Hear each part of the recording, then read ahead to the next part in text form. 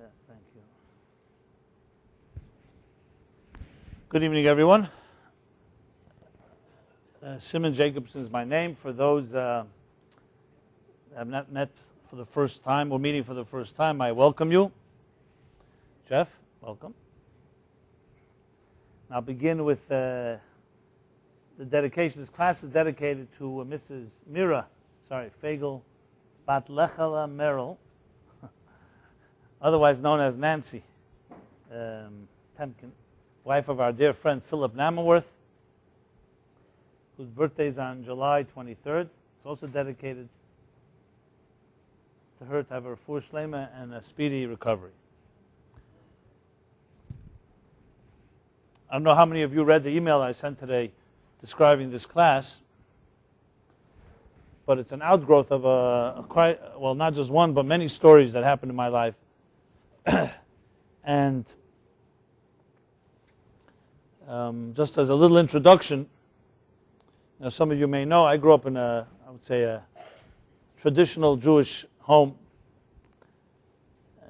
The New York Times would call it ultra-Orthodox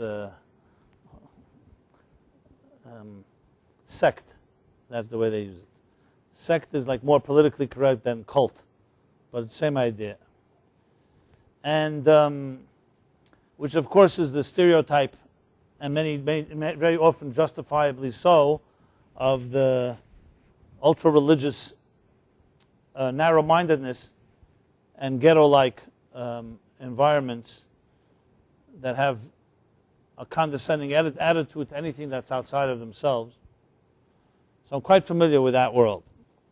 But at the same time, thank God, in my own life, I grew up in a non-dogmatic home. My father was a journalist and a writer, and a home where ideas were welcomed and not silenced.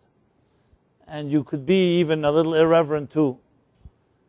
So it was very healthy for me personally, being a natural skeptic. The reason I mention it is because growing up in that environment, especially when you have an intense yeshiva background, so I don't know if you know this, but a real yeshiva in its fullest sense of the word, you're basically from young age already going to school almost 7 o'clock in the morning till 9 o'clock at night. So as opposed to an average public school where you're coming home 3 o'clock in the afternoon, not to suggest that anyone is learning every hour and every second from 7 to 9, but the emphasis is a lot on scholarship, and it's the standard. So even if you're not learning all the time, you grow up with a very deep respect and appreciation for scholarship and knowledge, which is what Jews are always about from the beginning of time. But it also has its downside, like everything. It's called living in your head. It's called being too cerebral. And if I could categorize my own life, there was a point in my life as a teenager and later young adult. I still think I'm that, but age-wise I'm not exactly. The spirit. So intellectualism, intelligence, the mind at work was for me a very important thing. And I even had my own little smugness about it. I don't want to call it looking down at, but definitely being more critical of people who didn't think things through, let's put it that way. And being exposed in, especially in a yeshiva environment, not every teacher and authority was exactly, we'd call them highly intelligent. So obviously it served my own rebellion very well. But as the years rolled on, and especially a lot came from this class, actually. I'll tell you the background in a moment. As I begin to interact in a more intense way with people, not from my own background, but from many different backgrounds, which I was always comfortable doing, despite where I grew up, I came to realize that the mind is highly overrated, and life plays itself out in the heart, in emotions. And not that the mind isn't a powerful instrument and a computer that can analyze and process and thoroughly look at every possible option like a powerful computer does, But at the end of the day, most decisions that people make are emotional, whether they admit it or not.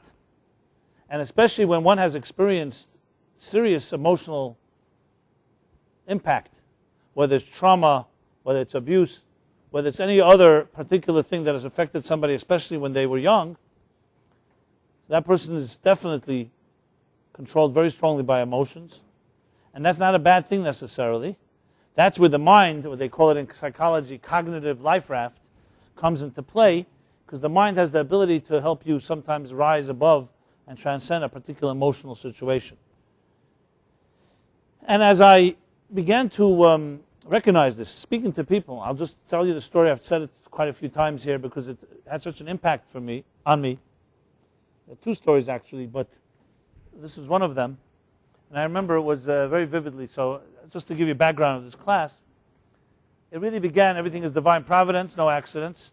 So years ago, we're going now back to 1981. This is before emails, before computers for that matter. There was no PC yet even.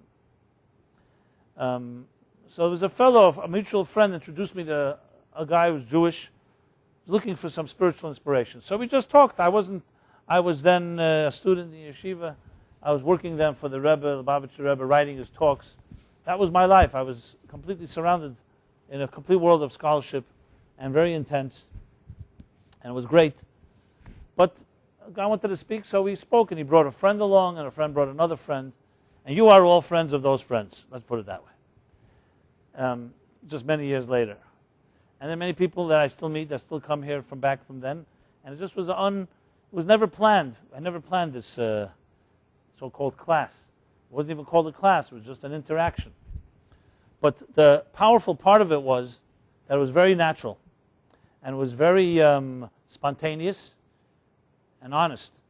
Because people were able to speak. And when you speak to people that are not like yourself, meaning not your own background, and don't necessarily share the same axioms and assumptions and so on, great things can happen from that. That is if you're secure and you're able to stand your position and you're able to talk to someone even who may disagree with you adamantly, but doesn't mean you personalize it and turn it into a parochial or partisan discussion. So one of the people coming to the class, I remember, came to me, wanted to speak to me privately. And he came to my office in Brooklyn. I remember very clearly it was a Friday, and we were speaking, and he started telling me stuff that I thought, first I thought he was just lying. He was just making it all up. He said to me, then this line he threw out that I remember that like really got my attention. He said to me, I know this may sound strange to you, and I hope you don't judge me, but I learned love from a dog. Those were his words. And he said to me, continued, I had an alcoholic father who was highly abusive, come home very often in a stupor. He would beat my mother, and I was the oldest son, and I would often get in the way just to protect her, and he would beat me with a chain. It's a baseball bat, actually, a baseball bat. And it was sometimes so unbearable and so painful, I would go out to sleep in the garden near the kennel where we had a dog. And it was the dog that would soothe me and give me some calm. And that's where I learned love, not from my father, definitely not from my mother, who was constantly, the way he put it, was an enabler or just this professional victim. Not that he blamed her, but that idea. I remember I was a young man at the time, and I was thinking, is he like exaggerating? Is he making this up? Is he trying? I mean, why would he tell me this? I was so out of the scope of my experience, and I didn't see myself as completely naive either at the time. But I realized I was very naive, because some things are so horrendous you can't even imagine because it's not in your experience. I didn't even have a framework for it. I never heard anything like this. And then, the way I saw him pouring his heart out, I realized he was sincere. And with time I learned, unfortunately, that there is not one, not two, but more than a few situations like this in this world. And I came to discover that actually not necessarily such extremes, but dysfunctionality, unfortunately, has become the norm. And it's an anomaly to find a very healthy functional home and family. But the thing why I'm sharing all this is not just to share with you this emotionally wrenching story, but over time I came to realize we live in a very cruel world, and just because I was sheltered or protected, and thank God never experienced anything like this, that unfortunately it's more common than not. And to me the big challenge was, does the Torah have anything to say about this? Because it's one thing the Torah tells you how to eat kosher, and how to keep Shabbos, and how to eat at a Seder table, and how to pray in Rosh Hashanah Yom Kippur. But if the Torah is the Torah of God, and it's a blueprint for life, and we say Chayenu v'Arechemenu, it's our life and our sustenance, does it address stuff like this? Because you don't open up a Chumash or a Shulchan Aruch, a code of Jewish law, you don't find exact descriptions of such psychological situations. And it was this question was not a small academic question. For me, it was a fundamental problem. Because if the Torah didn't address it, then I would say, so one second, so what is the Torah given for? Only for people that are completely healthy? For angels? For people who don't suffer emotionally? Only for people who, is it only about rituals? Does the Torah have anything to say about the psyche? And about the soul? And about emotional and psychological and spiritual issues we struggle with? Now, at that point, I already had answered the question, because I myself discovered that when you learn the Torah in its full context, it's not just biblical studies or history or even some inspiration, but it's profoundly psychological and emotional and spiritual. And actually, that's the essence of the Torah. The rest of it, the Torah speaks B'loshen B'nei Adam. It speaks in the language of man, and it speaks in metaphor. And the history part of it is a very small element of it all. It's not about to tell us the history of Abraham. It's to tell us about Abraham today in our souls, in our lives, and about Isaac and about Jacob. And these people are living on, both in spirit and through us. And when you study Hasidic teachings and Kabbalistic teachings, you learn about the spirituality of Judaism. And you realize, like the Zohar says, that the Judaism has a body and has a soul. The body is the mechanics. What I mentioned before, how do you keep kosher, how do you keep Shabbos, how do you do this, how do you do that, do this, don't do that. But the soul is what is really not taught in most yeshivas and in most religious environments. And some of the great sages say, the Shalah writes this, the Rameh Mepano, just to quote and cite some sources, they write that the truth is the Torah medaberes, people think Torah is medaberes betachtenim and meramezes belyenim, which means that the Torah speaks about things down here and alludes to things up there, but in truth, they write it's medaberes belyenim umeramezes betachtenim. You're really talking about things up there. It's really a spiritual story. You could say a psychological story about archetypes and about understanding the inner personality that God created us. Remember, He didn't just create bodies. God also created our psyches and our souls. So you say a human being is created in the divine image, which is a biblical statement. What does that mean exactly? What does the divine image look like? That we have souls and we have a personality that has divine elements in it. We can understand God. From my flesh, I behold God. From our flesh, we can understand and appreciate God. And as such, when you look into that soul part, that's where you can address even the most horrendous and definitely lesser psychological dilemmas. And then it was Rosh Hashanah time, a few years ago, and this really became the birth of why I wrote the book 60 Days, Rosh Hashanah Yom Kippur time, where I led a Yom Kippur service in Santa Monica, California. And it was primarily for very secular people. So I had to really make it hands-on, not take anything for granted, really address things in a very personal way. And there was a woman who was that participated, and she later called me, told me she was never at a Rosh Hashanah Yom Kippur service, and it was very moving for her. She's coming to New York next year. She wants to know if there's a synagogue I recommend. So I recommended a synagogue, and later she told me that it was fine experience, but it was not as profound that she would like it to be. So she said the next year she considers herself somewhat Jewish, but Zen Buddhist was her so-called philosophy that spoke to her, spirituality. So she asked me and this was not malicious, nonchalantly, she said, maybe I'll spend time at home, Yom Kippur, I'm going to read some of my Buddhist books, meditations. And as again, she didn't even mean to say anything that she didn't try to be offensive or anything. It so bothered me that she said that, not so much for religious purposes, but really for competitive purposes, to put it bluntly. What I meant by that was, I realized, kinus suf from Tarba Chachma, they say. I realized, if I cannot convey the richness of Yom Kippur to a Jewish woman who is a seeker, we're not talking about someone who's not a seeker, and she could find more relevance in Zen Buddhist meditations than in Judaism, that's a real failure on our part. In business, they say the customer is always right. Just to blame it and say that young people don't respond because they don't want to commit to mitzvahs or something is really very arrogant. Perhaps what we're telling them is not speaking to their hearts and souls. And we have the rule, Dvarim hayetzim min halev, nechnasim el halev, words that come from the heart enter the heart. So I took it upon myself as a personal challenge. And I said to her, what happens if I teach you some of the Yom Kippur prayers in a relevant way? She said, by all means.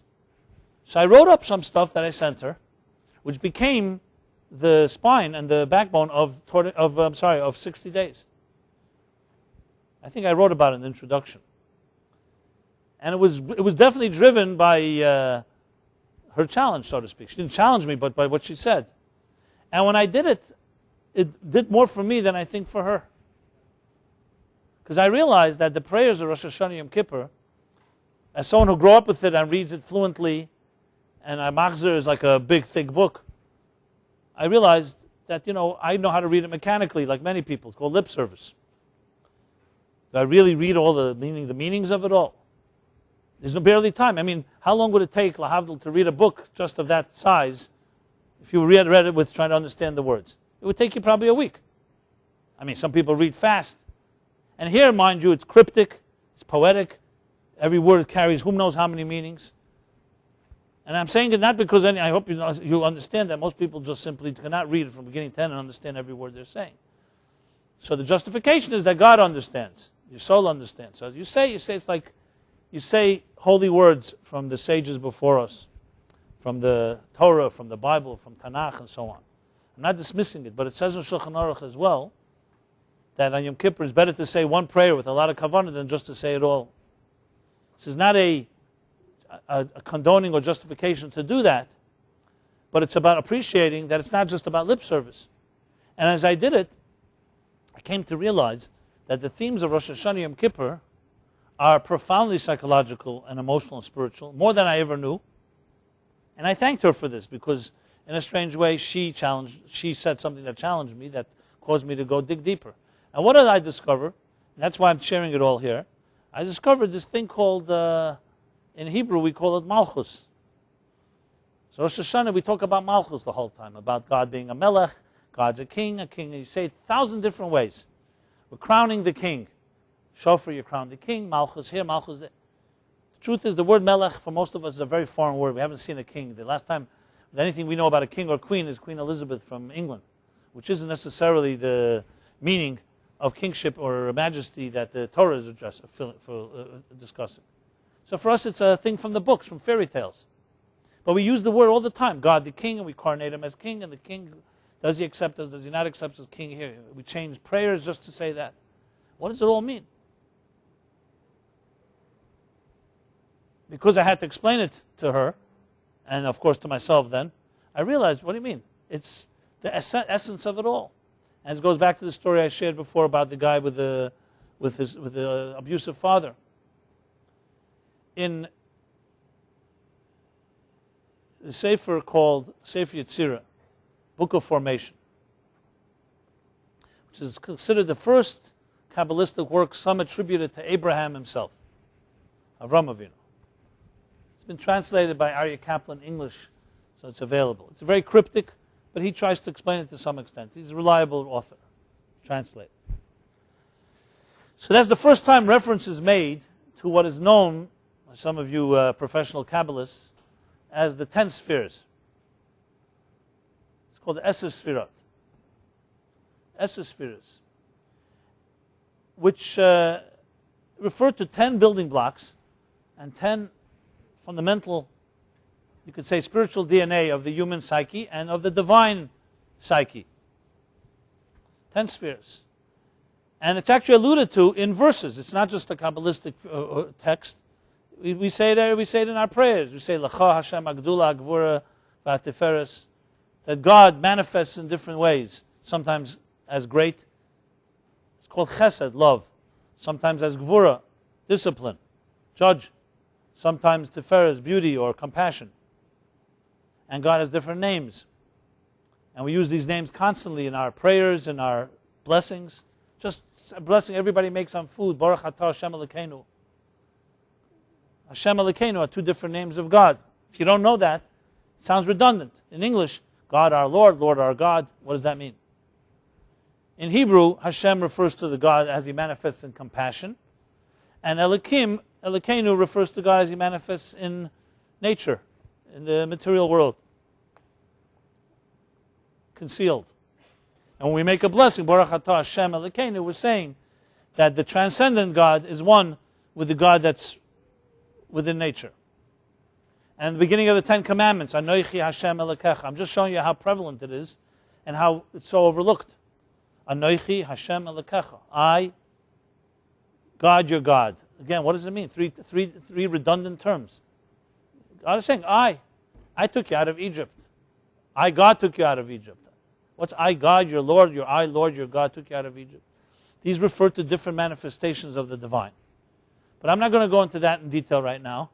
But talking about the spheres, so many of you are familiar with it through my book on the Omer, that the 7 times 7, 49 days between Passover and Shavuos, we count the Omer. In many prayer books, we refer to refining a particular character, personality feature in each of us, love, discipline, and so on. And the final of all the 10 is called malchus. That's what it's called, malchus. L'cha Hashem hamlucha v'hamemshala. Malchus. What is malchus in simple English? Malchus is dignity, majesty. It means literally kingship, but it refers to the dignity within each of us. And this leads me to what I wrote in the email, and this is the background behind it all. What I discovered in my own unofficial research, that malchus is the biggest emphasis in the Torah, in Judaism, especially on Rosh Hashanah and Yom Kippur. We talk about the building of malchus. And it is the single most important ingredient in the human psyche, in the human being in our lives. More than love, and more than wisdom, and more than intelligence, obviously more than power and money. Dignity. To feel that you're a dignified human being, that you're worthy, and you're indispensable. Obviously, everything is always appreciated by the contrast. Think of a life where you do not feel any self-esteem, self-confidence, or any type of value. The extreme of it is when you loathe yourself. And people do loathe themselves. So dignity, the essence of feeling that you have something to contribute, is the single most important ingredient, is the assumption or the thesis that I'm presenting here tonight. And the reason I speak about it today is because we come yesterday from Tisha B'Av, the 9th of Av.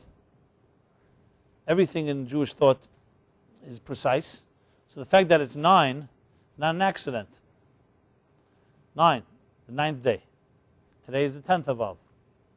So you'll find in Jewish thought that number 10 is always the round number, the complete number. The 10 utterances of God. Asar Maimaris Nivra Elam. God created the world with 10 different expressions. You have the 10 commandments, of course. You have the Esra Hilulim, the 10 expressions of praise. course, you have the 10 plagues as well, which is like the antithesis of the 10 commandments. I discussed that once here at length. And you have the 10 spheres where it all originates from. So the Ramak, Rav Moshe Cordovero, in his book, The Pardes, elaborates on this. That 10 is the perfect number, cycle of 10. And therefore the structure of the universe, the structure of, on all levels, breaks into 10. And here's the quote from the book of the Sefer Yetzirah that I wanted to quote before. It says the following: 10 spheres without substance. Esser spheres bli ma. That's the expression there. And then goes on and says, Esser v'loy teisha, 10 but not 9. Esser v'loy echad osir, and 10 but not 11. In other words, precisely 10 spheres. And this remains a cryptic sentence. We know the 10 spheres. But what's the focus? 10 but not 11, 10 but not 9. Immediately conjures up Tisha B'Av, because Tisha B'Av is 9. And then I thought about it as well. Interestingly, right after 9/11, 9/11, but not 10.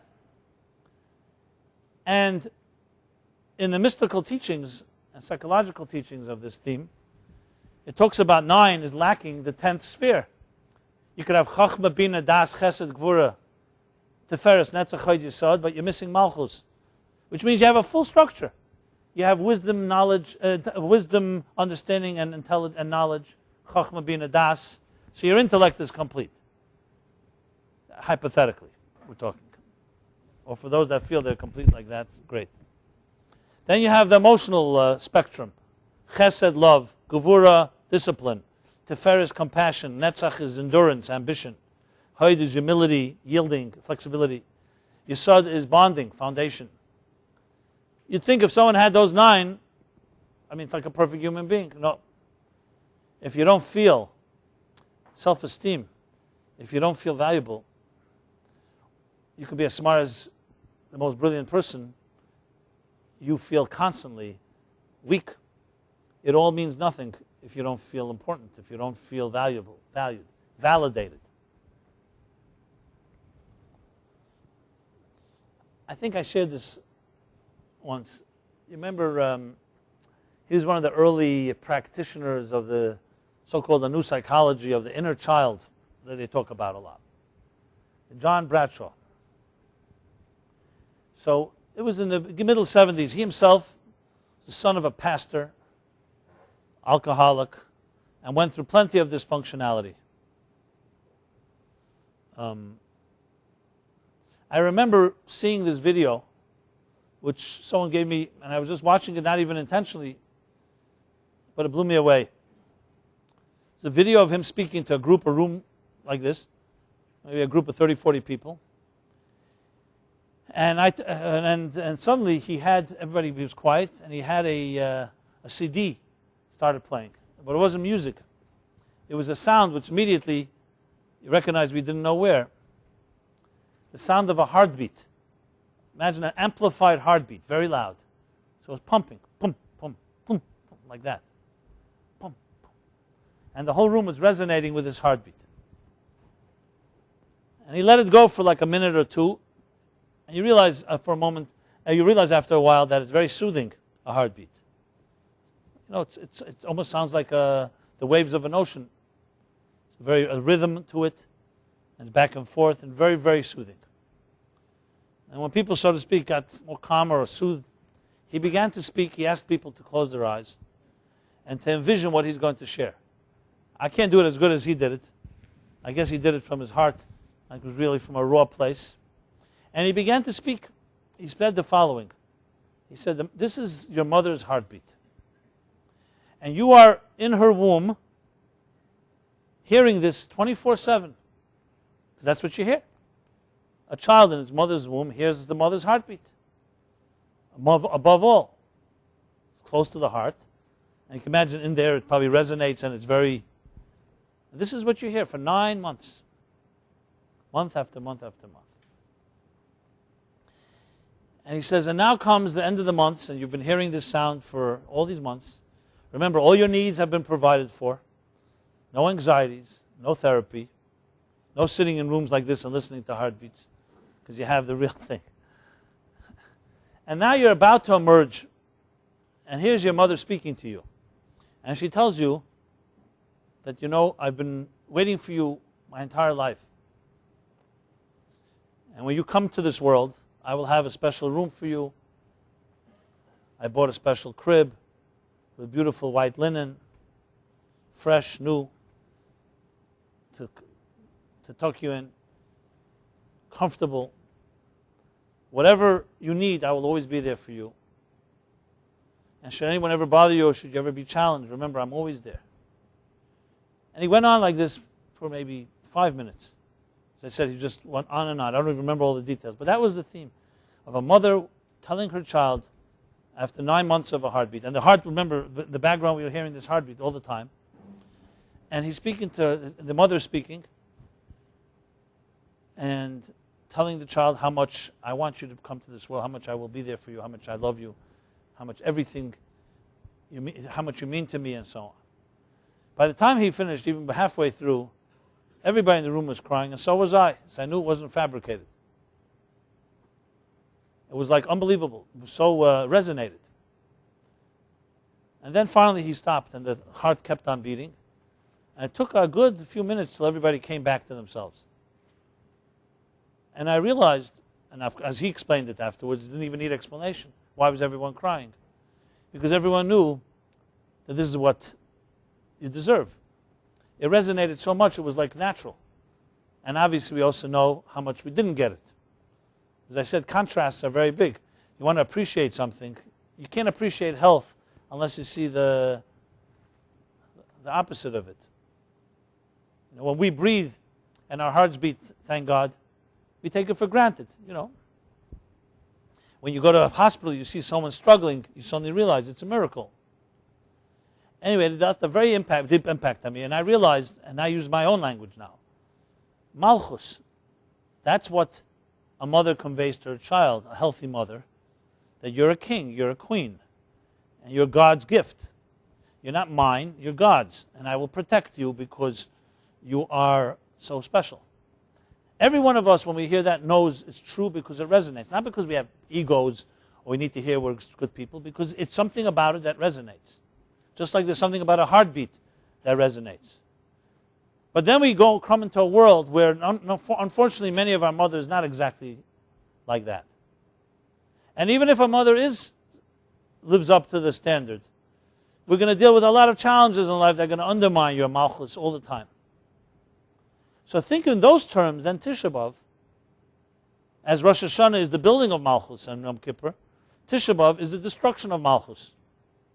And that's why it's essentially such a tragic day. Yes, technically the temple was destroyed. The Talmud says 5 other terrible things happened. 5 things happened on this day.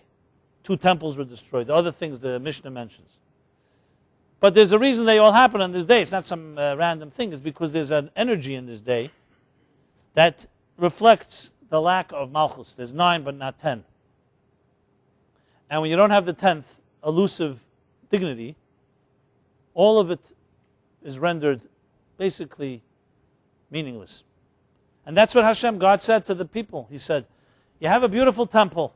It's more beautiful than the previous temple. The second temple was greater than the first in years and in beauty. It stood 420 years. The first temple, 410.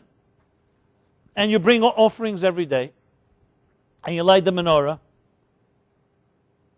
Now in the second temple, the ark already wasn't there, but the first temple had a holy ark as well. But it was a sacred place, a holy of holies. It was God's presence on earth. Jacob, the patriarch, said it. He said, Zeh Sha'ar Shamayim, it's the gate to heaven. The holy mountain, Temple Mount. Until this day, as the Rambam writes, Kedusha le'zazim imkema, holiness is eternal, is perpetual. The ground itself is saturated with sanctity there. Even today, a destroyed temple, you're not supposed to walk on that sacred ground. There are people who even wonder whether you're allowed to put a note into the wall, because maybe you're, so to speak, entering into sacred ground. I'm not suggesting you shouldn't, I'm just saying to that extent. And it's almost 2,000 years, as Rabbi Akiva and his colleagues saw fox running around on the Temple Mount. 2,000 years that it's been desecrated, destroyed. And we still mourn for it. What are we mourning for exactly? A building? A structure? You could build other structures. We're mourning for the divine presence on earth. And the divine presence on earth, in the words of the Torah, is that Tselem Elokim, the divine presence in you and me. In the Torah it says, V'asu li migdash v'shachanti b'seicham. First place, God says, build for me a temple, a sanctuary, and I will rest. What's the end of the sentence? Not in it, in you. It should have said, V'shachanti b'seichai, I will rest in it. I build a sanctuary. That's the sentence, and I will rest in the sanctuary. In English, or in Hebrew for that matter, the same thing. I mean, where's the them? We're not talking about a them, we're talking about a building. Because that's not the case. It's not about God's interested in resting in the bricks and mortar. Interested in resting in the soul and hearts of human beings. The building is a model for that. The building is a conduit, a channel. The Ramah, the great Ramah, the codifier, has an entire book called Teres Ha'elah. Entire book, which dedicates the entire book, is to explain how the temple is a mirror image, as a microcosm of the human being and of all the cosmos.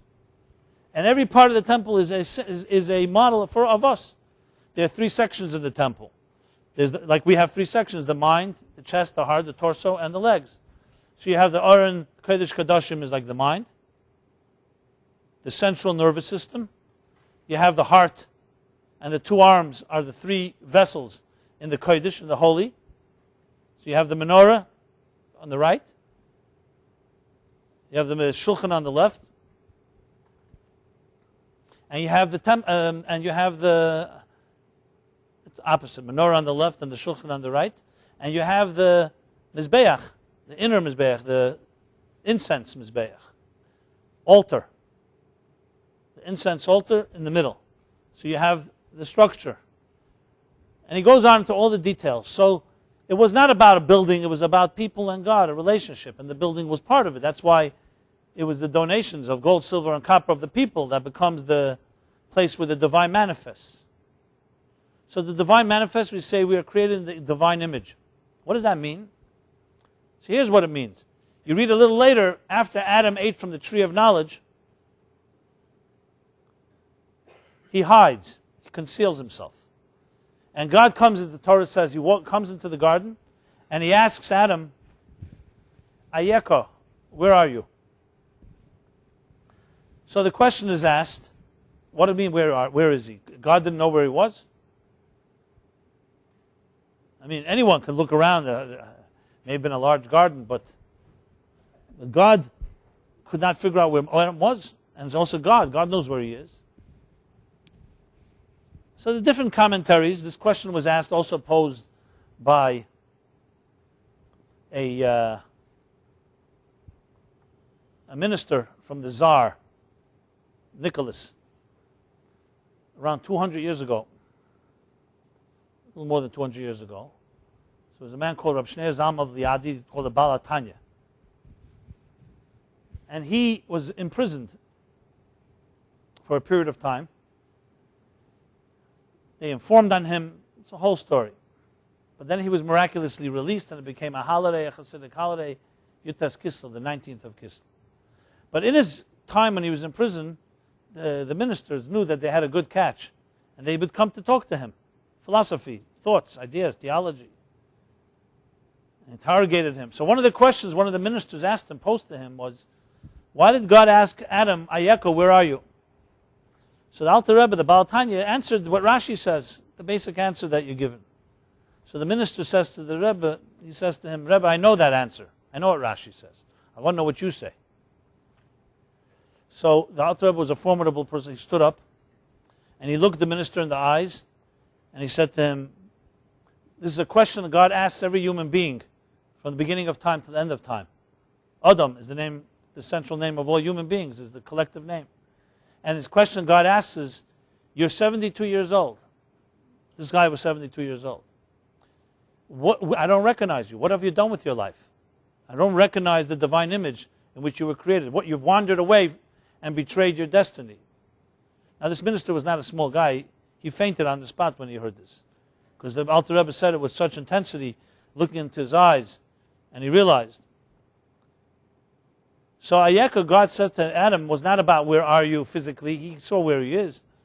You know, sometimes you sit near somebody at a table, and they space out, and you ask them, where are you? Of course, you know you see them.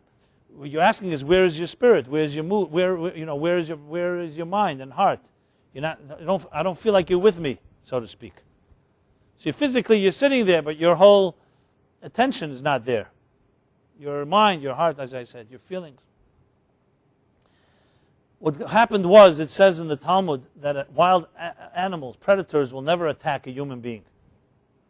Because a human being is created in the divine image, and the animals recognize the divine image, and they will not touch a human being. So of course the question is asked, why do we find that animals attack human beings? And the answer is an obvious one, because they don't recognize the divine image. Because a human being can behave in a way that the divine image is concealed. Daniel in the lion's den behaved like it shined on his face. Chachmas Adam Te'er Panav, you see on his face the glow, and the lions didn't touch him. What Adam was being told by God is, you've wandered away from your destiny, from your calling. You've betrayed yourself. That's what I don't recognize. Where are you? Where have you gone? I created you with a divine image, with dignity, with an indispensable role to play, a mission, something unique to contribute in this world, and you've lost it. You lost your way. That was God asking him, and that's what we asked all of us. So we can have a lot of faculties and many tools and many blessings, but the biggest challenge is the world of dignity, malchus. And it's the hardest one to rebuild. Because wisdom you can acquire. Even love is something that is easier to access. You can find people that love you.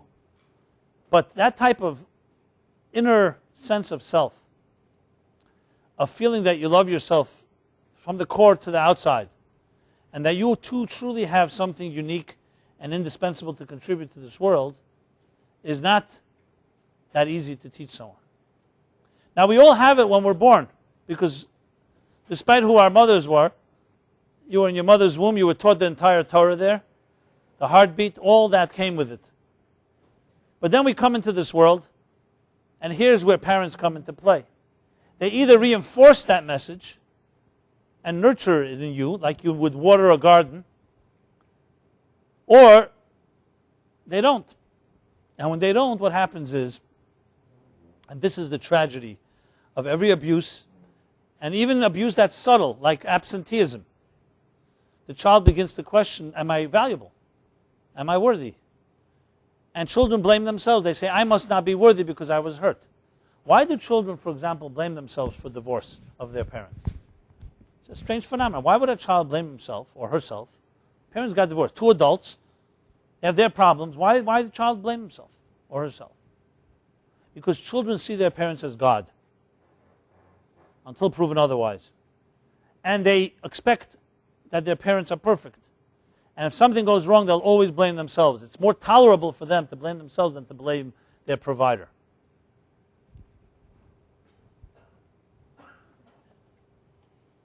When it's not even true, obviously. So children are, unfortunately, at the mercy of parents. And this is why parents have such a great responsibility and also can do serious damage. But I want to say the good news is they cannot damage the essence of a human being, because the malchus and the dignity of the divine image which you were created was not given to you by your parents. So they can't take it away from you. It was given to you by God. The Talmud says that we have three partners. Every child has three partners. Father and mother provide the body parts, so to speak. The blood, the flesh, the bones. The Talmud enumerates it. But it's God that provides the soul. You need a special blessing, and you need a third partner. So the divine image does not come from our parents. Yes, as caretakers, they can hurt it. They can cause it to be very difficult, but they cannot ultimately take away our soul because they didn't give it to us. Honoring your parents, I remember I did a radio show when I did radio a few years, when was it? Almost 10 years ago. Wow, time flies. So I chose topics that were not exactly, let's put it this way, conventional. And they usually came out of questions I was asked by people. So it was around Thanksgiving time when a lot of people go for home and the holidays. And there's some people who love it, and most people hate it. Or I say most, but a lot hate it. As one person told me, I hate that hypocrisy going to these holidays and making believe we're all one big happy family and posing for pictures just to make my father and mother feel good when we all really all hate each other. So I decided to do a show. It was called How to Honor Parents When They Don't Seem to Deserve Honor. Remember that one, Jeff? So it was a live radio show. I did it on WEVD before it was sold to ESPN. It was like talk radio. It was once Yiddish radio, but this became more talk radio. And that was the show. It was live with calls. It was a very, let's call it this way, in Yiddish they say lebedik show. Very lively exchange. The phones did not stop ringing, I can tell you that. And not because people were talking about love stories with their parents, that not. So how do you honor parents that don't seem to deserve honor? And the call started, so first I spoke and then I took calls. And everyone had something to say, grievances. You know, classic therapy topic is your mother or your father. Like those three 80-year-old women who are at Miami Beach and they're all comparing notes about how kind of great sons they have. So one says, my son, my 80th birthday, he came down with the whole family for a week. It was beautiful. The other one says, that's nothing. I have a son. He took us all for a month, a safari in Africa. That's a son. And the third one said, you know, she was like, she felt bad for the other two mothers. She said, my son, he's a high-powered attorney in New York City. Makes a lot of money. Goes to therapy 3 times a week. Pays a lot of money for that. And all he talks about is me. That's a son. See. Right. So,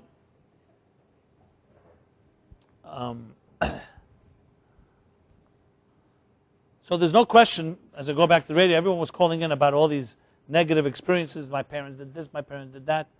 I finally got so desperate. I said, is there anyone out there that has something nice to say about a parent or two? Finally, someone called, but it was and she called complaining about her children. So that was the refreshing difference. So I concluded one or two things. Either, this is a scientific conclusion, either there's nobody that likes their parents in this world, or people who listen to my radio show don't like their parents. Or people who like their parents don't make phone calls. You could also say that. Or they don't call in. And what are they going to say? I like my mother, I like my father. It sounds too straight, you know. So the point I made there, without going into all the details of the show, was this. The Torah does say, honor your parents. But as I said, I learned from my hard-earned experience that not all parents seem to deserve honor. Some of them are extremely, extremely abusive, malicious, and intentionally so. So how could the Torah make a blanket statement? It's one of the 10 Commandments, mind you. It's not a small little detail. It's up there with the 10 Commandments.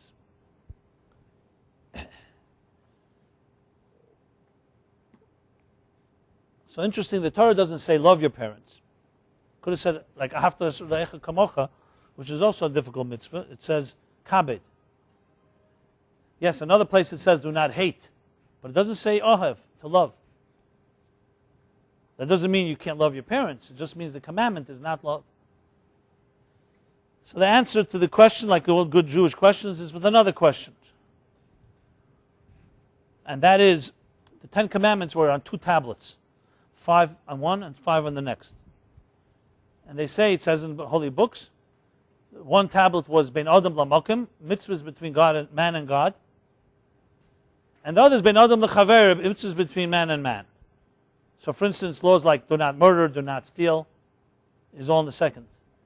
Mitzvahs like Shabbos, I am your God, do not have false gods, is on tablet number 1.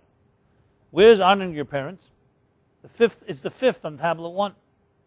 Seemingly honoring your parents is between human beings. It's not between you and God, it's between you and your parents. And yet it's the only one that is on the first tablet. That seems that. And the answer is because honoring your parents is not a mitzvah about your parents, it's a mitzvah about God.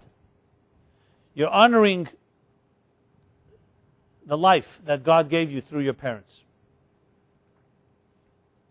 Which is why, if your parents tell you to do something that defies God's will, you're not supposed to listen to them. It's not some type of blanket statement. It's saying, always respect the life that was given to you. So even the worst case scenario, parents absolute murderers, let's say. Nothing can be worse.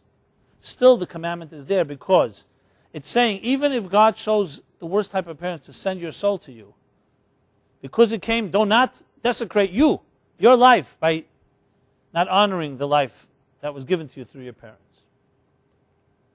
And the honoring is of the parent within them, not the beings themselves. Now, of course, if they merit and they are good parents, then of course, much more than you're not just honoring the life, which is the minimal, you're also honoring them as giving you and nurturing you and providing and all the things that they gave you, and even loving them. But the minimum, the Torah says, is to never desecrate the idea that you are a child.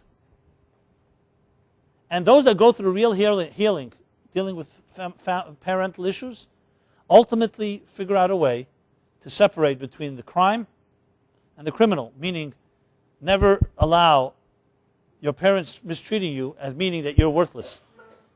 You're not. What they did is their problem. And yes, and there are people who should not be speaking to their parents the rest of their lives. It's not like some rabbis will say, no, you have to always. It's not true. There are people whose parents hurt them in very serious ways, and you have to get out of the line of fire. That's also a mitzvah in the Torah. Obviously, case by case, it has to be determined. So you ask, how do you honor your parents if you're not speaking to them? Yeah, there's a lot of ways to honor them. You could honor them by saying a psalm for them every day and hoping that God protects them and redeems their souls. There's many ways you can honor people without necessarily doing what they want you to do. Because remember, honoring your parents is not about what they want you to do for them, it's what God wants you to do. So Rabbi Akiva honored his mother, who, as she got older and senile, would walk sometimes outside on barefoot, on glass, and he would get down on his hands and knees, this great sage, and make sure she doesn't get hurt. You could say he should have put her away in some type of hospital. She was senile. Let him hire somebody to walk. He has to humiliate himself, because that was honor. Now, in his case, his mother was a special woman. But my point is, it wasn't honoring just her, it was honoring the whole, it's honoring God, it's honoring the mother that gave him life. So, the point in all of this is that our dignity can be concealed, but it can never be destroyed. So the Holy Temple was destroyed, but not the dignity within it. That's why till this day, as I said, the holiness never disappears from that space. The physical body is not there, the physical structure. And today we rebuild the temple first by rebuilding it within Shachanti B'Seicham, within our hearts and souls. So it begins with building your divine image. The Shalosh says that the mazel of this month, the sign of this month, that's not what the Shalosh says, but the mazel, the sign of this month is Aryeh, Leo, lion. Aryeh. In Hebrew is a lion. That's what it says in the Talmud. Every month has its sign. Aryeh, the Shalosh writes, is a Rosh Tevis, is an acronym. Elul, Rosh Hashanah, Yom Kippur, Hoshaina Rabbah. So it's interesting. The month of destruction, the month of Tisha B'Av, becomes the acronym for everything that will follow the greatest days of the year. The whole month of Elul, which is a month of compassion and love, Yud Gimel Midas HaRachamim, the 13 divine attributes of compassion, of mercy. Rosh Hashanah, Yom Kippur, Hoshaina Rabbah, which is like the conclusion of the Piska Tova, as they call it, the conclusion of the Day of Judgment. It's when everything is sealed. All born out of the mazel, the sign of this month. Because for Jews there is no such thing as destruction. A building is destroyed only to build a bigger building in its place. If for any reason a person's dignity has been violated, and any way that our malchus has been somewhat compromised, the Beis Hamikdash, the Tzelem Elokim, in some way has been abused. So yes, it's terrible, and we sit shiva for it, and we cry, and we fast. But we rise up from the ashes, and the same day when the destruction of the temple, Mashiach was also born, as the Medrash says. We said yesterday, Nachem, by Mincha time, in the afternoon, prayer when we put on tefillin because of Tisha B'Av, Nachem is said. Nachem is a prayer of consolation. So the Arizal says the reason is because Mashiach was born on Tisha B'Av afternoon. Of all times. The worst time of the destruction, the flames were at their highest. Because there's no such thing as destruction, a dead end. Everything births something greater. That doesn't justify it, and it's not a fine way of consoling us. We'd rather not go through the destruction or the challenge. But there's no such thing as it's over. So we come today, the 10th of Av, and life goes on. And number 10 is supposed to complete that which was missing in number 9. That's malchus. And 5 days from now will be the 15th of Av, the full moon. And the Mishnah says there were no great holidays among Jews as Yom Kippur and the 15th of Av. Imagine equating the two. As I just said, the mazel of this month builds Yom Kippur. Elul Rosh Hashanah Yom Kippur and Hashanah Rab. So there's something that is born out of the challenging times like this month that adds and creates a higher potential for dignity. And what is the moon? That will be full in the 15th of Av. The moon itself is malchus. We say David Melech Yisrael Chai V'Kayim by the blessing of the moon. Why? Why are we suddenly invoking David, King David? Because Lavana is like King David, malchus. The Zohar says, malchus lesla megarma klum. The moon has no light of its own. It reflects the light of the sun. But within that reflection, within its ability to receive and absorb, lies more power than the sun carries. So the Talmud equates. It says, Jews count and are compared to the moon. David hu hakotan, Yaakov hu hakotan, which means just as the moon waxes and wanes, the sun is consistent light all the time. The moon goes through phases, and it waxes and wanes. And just as when it disappears, only to be reborn again. And what did God show Moses? Of all things, the first mitzvah in the Torah, the first thing God shows Moses as a preparation for them leaving Egypt seems almost strange when you read it. Jews are suffering. Pharaoh is bathing in the blood of Jewish children. 210 years of this bitter exile. And what does God decide to do? He's going to show Moses the moon. So it says, smack right in the middle of Egypt, middle of the night, God points to the heavens and says to Moses, Achedesh hazeh lachem. Here, this, hazeh. He points to it. Mar betzboi v'emer zeh.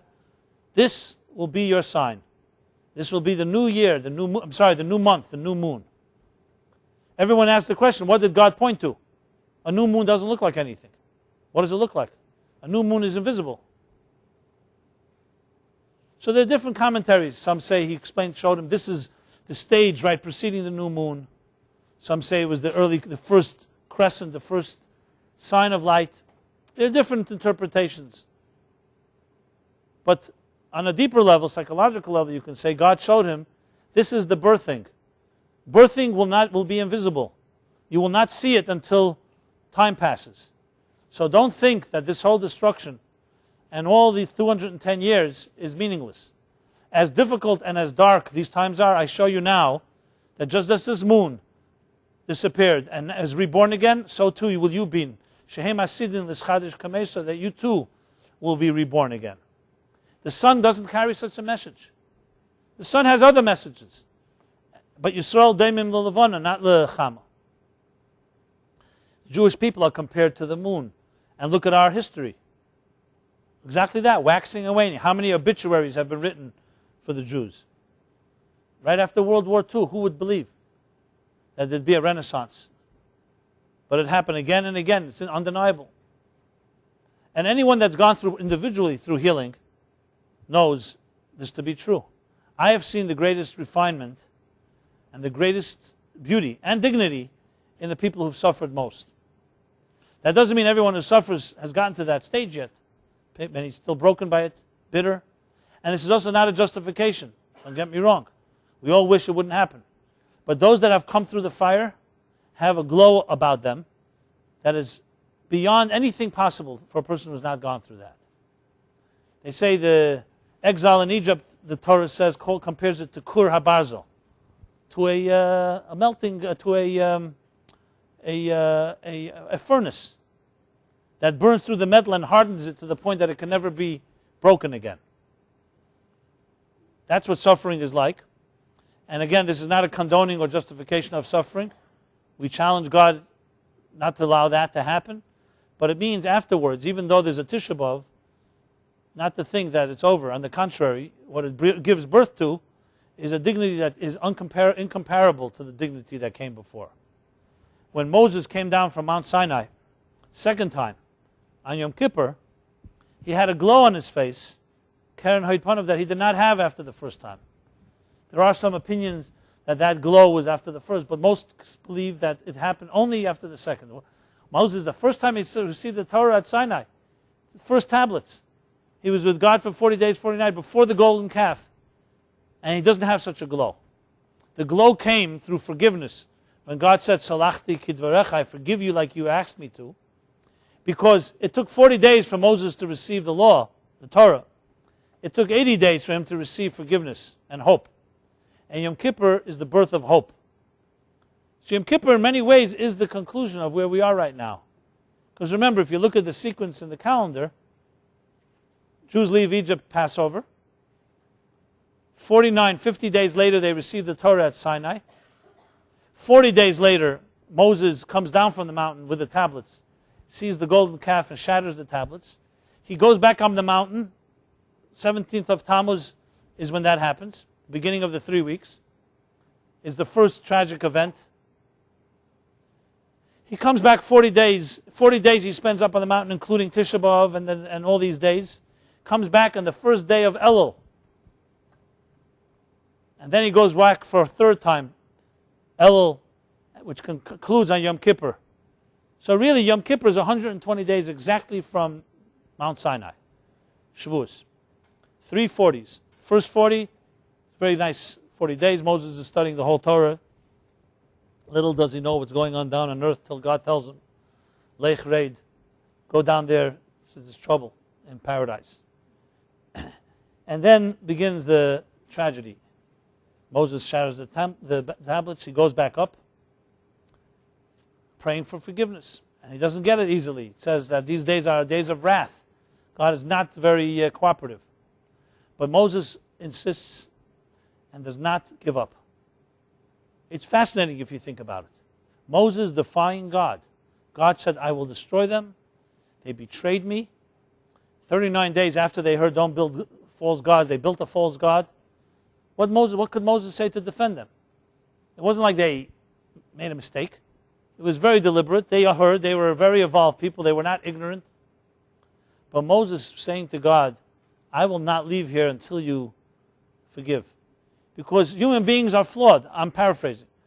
Human beings are flawed. What do you want me to say? That we're going to build another nation, and they're also going to make a mistake or two, and then you're going to destroy them, and it's a vicious cycle. I need you to tell me that there's a back door, that there's hope. No matter anything, the worst thing happens, there's a way out. And God said, no, no, no. It took Moses 80 days. We don't know everything that happened there, but some things we know. We read about it in the book of Exodus, Kisisa, the chapter. And you see that Moses has a very powerful exchange with God about many things. I discussed some of it last week. And ultimately, who prevails? Moses. Now you wonder, what would he do after 80 days if God had said no? Well, if you know Moses, he wouldn't give up. Here you have this week's chapter. Veschanon is the gematria of 515 because Moses prayed 515 prayers not to go that God allow him to go into the land of Israel. 515 prayers. And then God finally says to him, enough, stop praying. I will not fulfill this prayer. Well, why God had to wait 515 prayers? I mean, if he was going to say no, he should have said no at the outset. There's many answers given for this. Clearly his prayers achieved something. But Moses was not a man to give up. That's the bottom line. And Moses was a man of dignity. Dignity does not give up, even with God. You can tell me anything, but you're not going to tell me there's no hope. Because if there's no hope, there's no life. Because all human beings are going to make mistakes, and some of us, it's hopeless. What can I tell the human being? That once you make a mistake, it's over? Might as well die? It doesn't work that way. And and Moses prevailed. We say it right after Kol Nidre, the opening of the holiest day of the year, Salachti kidvarecha, which is powerful. God is saying, I forgive because as you demanded it, your words I fulfill. Now's not the place to go into discussion, what did God think? Why did he push him to, what God didn't know he would forgive? Why did he have to wait 80 days? But whatever the reason is, Moses broke down the door, the wall. You know the story of Acher? Acher, there was a man called Elisha ben Avuya in the Talmud. Great, great sage. But then he lost his faith. However you explain it. He became an apostate. And after that, they called him no longer Elisha ben Avuya, they called him Acher. A dismissive name. Acher means the other. You know, very, very derogatory name. But the Talmud has a fascinating story about this Acher, even afterwards. I want to share with you something from Reishis Chachma, which is a great book, holy book. But you need to know the story first. Acher remained a scholar, but he desecrated Judaism. Rab Meir was his great student, one of his great students. He would go study with him, and when he was criticized, how could you study with a man like that?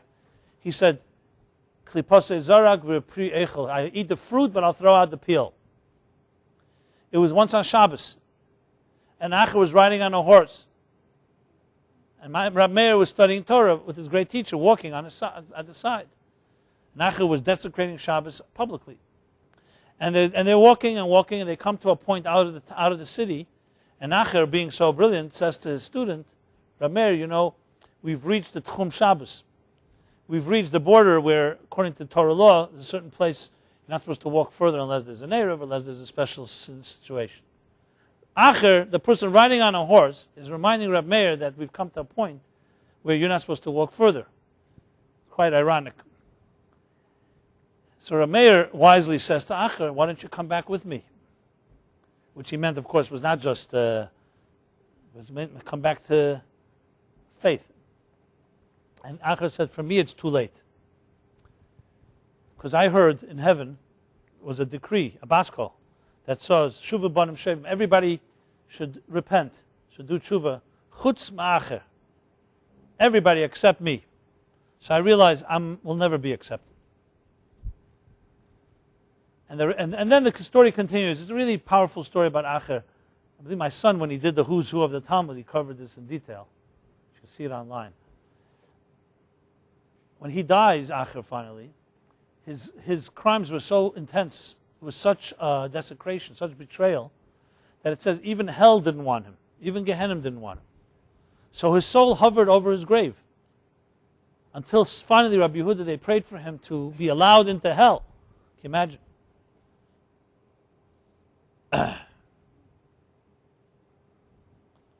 So the Reishis Chachma says that when he came up to heaven,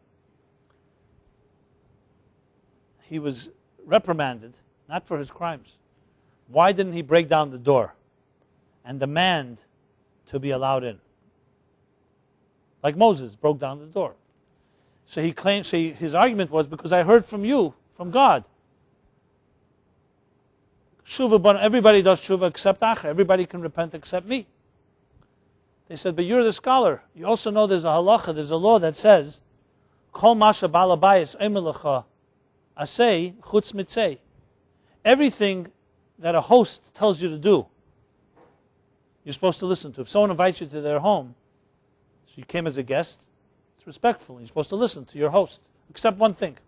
If he tells you to leave, I don't mean at the end of the meal, because then nobody would leave, but we're talking about like a middle. So who's the ultimate balabayas? Who's the owner of the universe? God.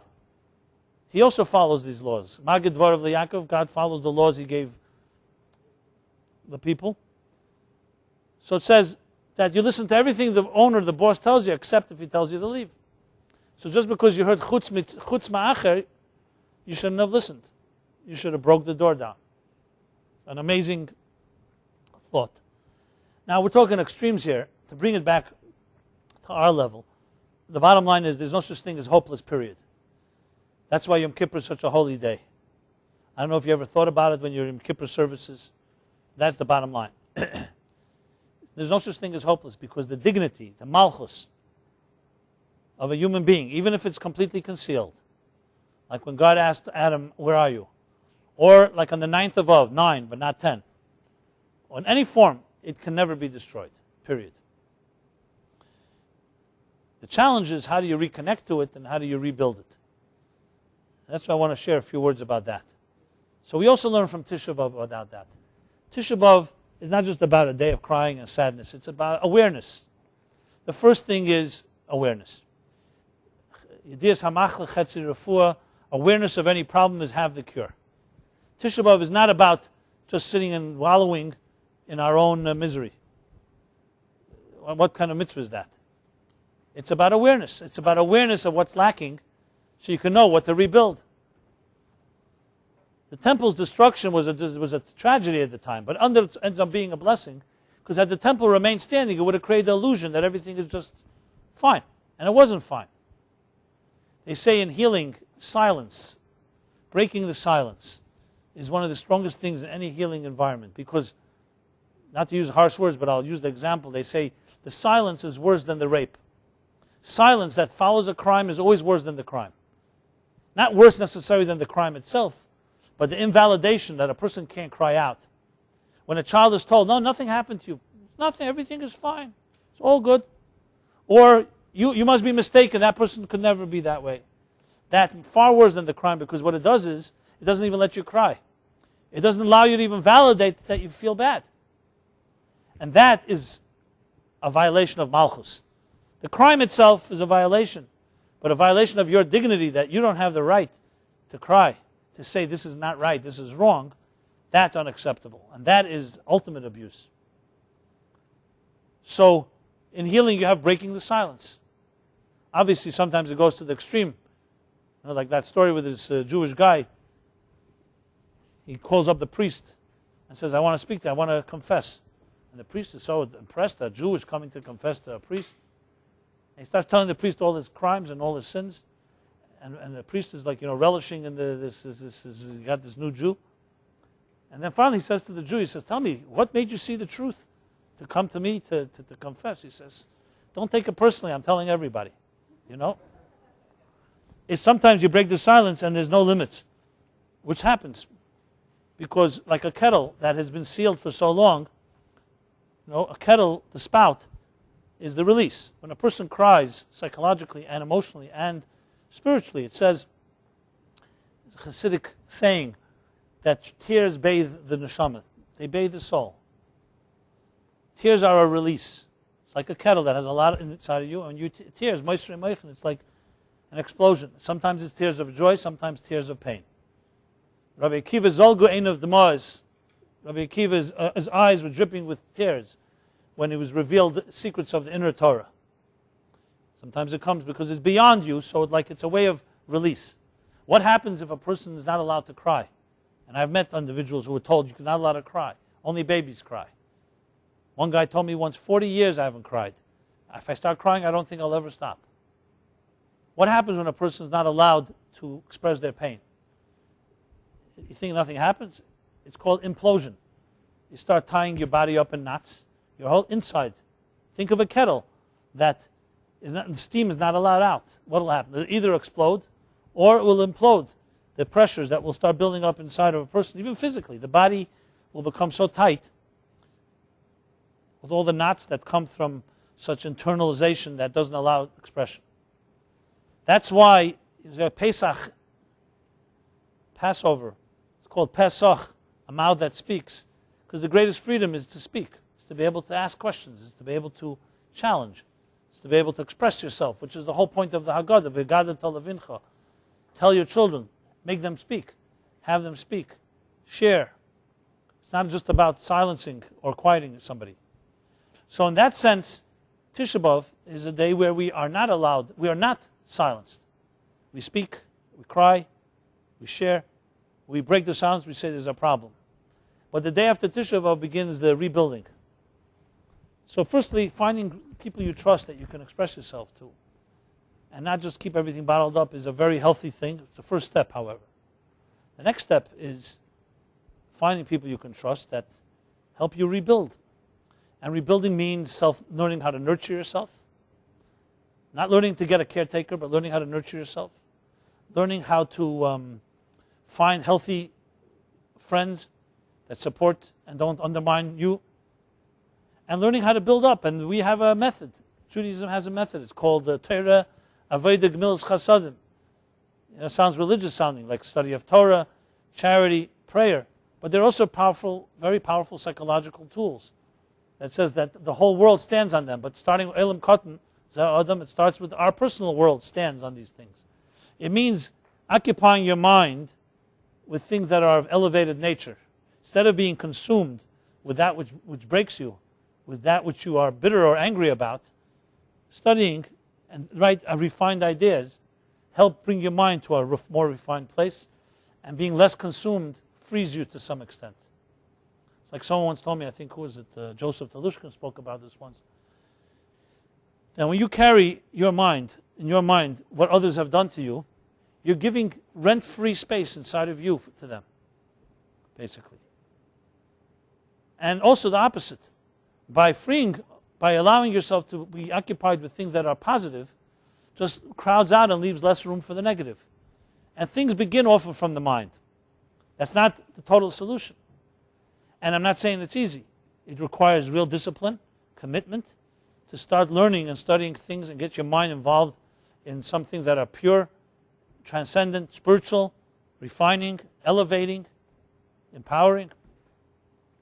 And then there's a second, that's Torah. Torah is connected to the mind. And then there's Avodah Shebelev, emotion, working on your emotions. Prayer really is emotional exercise. That's really what it is. It's not just about saying words. The Talmud says, what's the service of the heart? It's prayer. We've lost the art of prayer. The people know how to read the words, and people maybe know the Hebrew, but it's lip service. Emoting, to be able to emote, to sit quietly for a man, let's say under a talus, for a woman in her own way, and speak to God from your heart.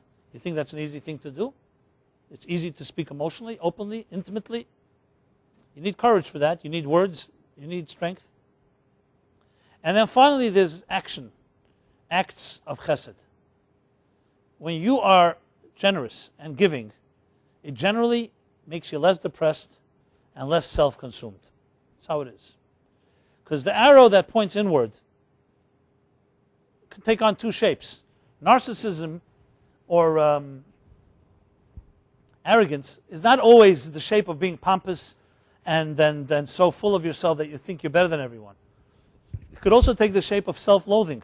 When a person says, I'm worthless. That's also a form of narcissism and arrogance. Because what do you mean? Who are you to think you're worthless? God says you're not. And says, well, I know better. I know myself better than anybody. I know I'm worthless. That's an arrogant statement, except it takes on the shape of valuelessness. So these three things of consuming your mind, working on your heart, and in actions, being giving, charitable, kind, giving to others, says, "Hamispal ba'ad chaverei hu nenot tchila." When you pray for someone else, you give to someone else, God responds first to you in your need. I don't know if that's a gimmick or not. I don't think you can do it as a trick. You really feel about compassion to another, opens up channels of compassion to you. That's how it works. I find that many people who are involved in healing themselves, you'll see very often have helped heal others.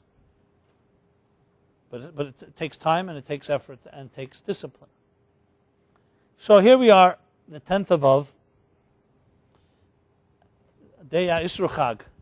They call Tisha B'Av is a Chag, holiday. I don't know if 10th of Av you can call actually Isru Chag technically, but the idea of the day following a holiday. Mashiach comes, Tisha B'Av will be the greatest holiday. So here we are the day after, and the message of number 10 is very clear. The greatest destruction, betrayal, intrusion, and abuse happens on the level of malchus, more deeper than any other of the spheres. You can contaminate someone's mind, you can contaminate their heart, but if you undermine their dignity, their self-worth, self-esteem, you take away their tools. But it also tells us that it's not all destroyed. We can rebuild. And we do rebuild. And from Aryeh, from the month of Av, we build Elul. From these days, Moses on the mountain was born and conceived the month of compassion, Elul. That leads into Rosh Hashanah, Yom Kippur, Hoshana Rabbah. So we see that these days have the power to create a new dimension, a new level of dignity and glow, shine, that we didn't have until now. So everyone should know, all of us, unconditionally, that you have an indispensable contribution to make, period. And then think of it this way: how much of your time and energy is invested in discovering your indispensable contribution, and how much of it is invested in fighting demons and anger and fear and all the other forces that others have imposed upon us. And then think, it's your sacred life and your sacred time and your sacred spirit, and how much are you allowing others to continue to occupy that place. We have inside of us, as I said, the indispensable malchus, and that is something each of us can access. Good friends and mentors can help you access it, but never ever think it's not there. There's no such thing as not there. It may seem sometimes invisible, like the new moon, but it's there, and nothing can take it away from you. To me, if I could be able to convey a message like that and convince anyone that has felt hopeless at times, that is well worth the life to teach that message. So I say that as far as the Meaningful Life Center. The name Meaningful Life grew out of my book called Toward a Meaningful Life, but I came to learn that it actually is basically the building of meaning. That you and everything you do is significant now and forever, and that you have, as I said, an indispensable musical note to play that nobody that ever lived and or ever will live can play but you. And the entire world is not complete until you do it. So may you all, this 10th of Av, as we go from Tisha B'Av into better days, build up our dignity, each of us, your dignity, my dignity, and help each other in that regard. You never know, a kind word, what you can say to somebody can do for them if it's coming from the heart and it's validating them. See, what do children need most? I've asked parents this question many times. What do you think your children need most? Everybody has their answer. Children are most, cherish most, that you make them feel that they are valuable, that they're worthy, which really means just being aware that they exist, more than any gift you can buy, and more than any trip, and more than anything, is just making them feel you're aware, you're valuable, and you're worthy of me to spend time with you. The opposite, obviously, is parents who are too busy, and their claim is that I'm too busy creating security for my children. And in the process, they make their children more insecure than ever, because it's not that money that gives them security, but it's awareness that you care. And adults get caught up in their games, and they're busy, and they don't have time for childish stuff. So they find babysitters and nannies and video machines and replacements. But there's nothing that will ever replace a mother cradling a child, a father lifting a child. There's nothing that can replace that, because that is ultimately how we nourish the malchus within each of us. And even if one of us, if any of us have been deprived of that to some extent, there are many ways, alternatives that can be created. It's obviously best to always get it young, nip it in the bud, as they say, but that doesn't mean, as I said, it's not hopeless. There are ways to replace it. If you're aware that you need it, there are ways to find alternative, bypass surgery, so to speak. Here's not the place to go further. We in details of how, but I'll discuss that in a few weeks, in the coming weeks, because it's all part of this rebuilding of malchus and dignity. It'll be part of the themes of our discussions here. So with that being said, I want to wish everybody a very dignified week, dignified life. It shouldn't just be a week. And we are here in any way to help you build your dignity, and hope you can help us build our dignity as well. And again, the class is dedicated by our good dear Philip in honor of his wife Nancy for Shlema, for her birthday. And mention this? Yeah, tomorrow night. So tomorrow night is a social evening here with Shimona Tzukarnik, a unique type of evening. You're all invited. More details you could ask Velvel or in the front. Philip is giving his class tomorrow, 7 o'clock, and this is when? 8? Okay. So 7 is Philip's class, and 8 o'clock is this event. And so I bid you all a very pleasant evening. It was an honor speaking to dignified souls like yourselves, the divine image. I'm not here to say whether Ayeka, where are you, where you're not. That's up to God. But I think I see you all to some extent. And hopefully you see yourself, not just in the mirror, but your inner divine image. Thank you, and have a good night.